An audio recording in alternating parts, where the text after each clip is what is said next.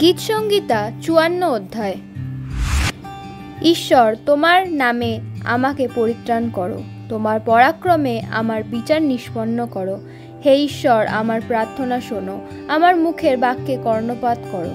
কেননা অপরিচিত লোকেরা আমার বিপক্ষে উঠিয়াছে, দুর্দান্ত লোকেরা আমার প্রাণের অন্বেষণ করিয়াছে, তাহারা ঈশ্বরকে সম্মুখে রাখে নাই। দেখো, ঈশ্বর আমার সাহায্যকারী, প্রভু আমার প্রাণরক্ষকদের মধ্যবর্তী। তিনি অমঙ্গল আমার গুপ্ত শত্রুদের কাছে ফিরাইয়া দিবেন। তুমি আপন সত্যে তাহাদিওকে সংহার করো। আমি তোমার উদ্দেশ্যে স্বইচ্ছার বলি উৎসর্গ করিব। হে সদাপ্রভু, তোমার নামে স্তব করিব, কেননা তাহা উত্তম। কারণ তিনি আমাকে সমস্ত সংকট হইতে উদ্ধার করিয়াছেন এবং আমার চক্ষু আমার শত্রুগণের দশা দেখিয়াছে। আমেন।